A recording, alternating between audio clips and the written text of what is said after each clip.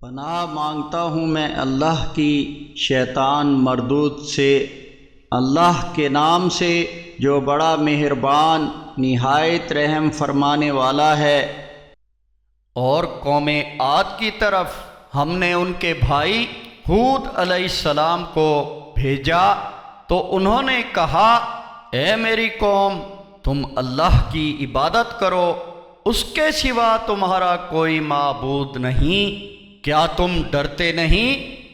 اس کی قوم میں جو بڑے لوگ کافر تھے انہوں نے جواب میں کہا، ہم تو یقینی طور پر دیکھ رہے ہیں کہ تم بے وقوفی میں مبتلا ہو، اور ہم تو یہ سمجھتے ہیں کہ تم جھوٹے ہو۔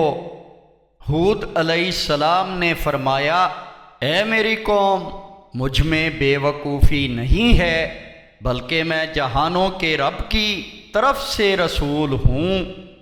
میں تمہیں اپنے رب کے پیغامات پہنچاتا ہوں، اور میں تمہارے لیے امانت دار خیر خواہ ہوں۔ کیا تمہیں یہ عجیب لگا کہ تمہارے پاس خود تم ہی میں سے ایک شخص کے ذریعے تمہارے رب کی طرف سے ایک نصیحت آئی تاکہ وہ تمہیں ڈرائے؟ اس بات کو یاد رکھو کہ اس رب نے نوح علیہ السلام کی قوم کے بعد اب تمہیں سردار بنایا، اور جسمانی اعتبار سے تمہیں خوب وسعت و کشادگی دی، تو اللہ کے احسانات کو یاد رکھو تاکہ تم کامیاب رہو۔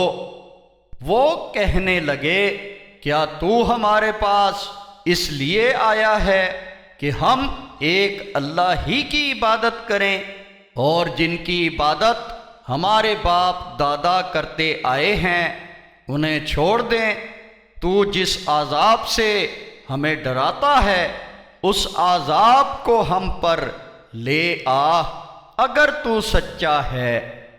ہود علیہ السلام نے کہا، تمہارے رب کی طرف سے عذاب اور غضب تم پر ثابت ہو چکا ہے، کیا تم مجھ سے ایسے فرضی ناموں کے بارے میں جھگڑتے ہو جو تم نے اور تمہارے باپ دادا نے رکھ لیے تھے؟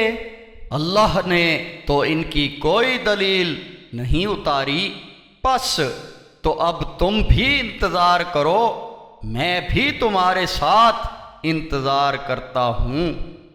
پس ہم نے اسے یعنی ہود علیہ السلام کو اور اس کے ساتھیوں کو اپنی رحمت سے بچا لیا، اور ان لوگوں کی جڑ کاٹ دی جنہوں نے ہماری آیات کو جھٹلایا تھا اور وہ ایمان لانے والے نہ تھے۔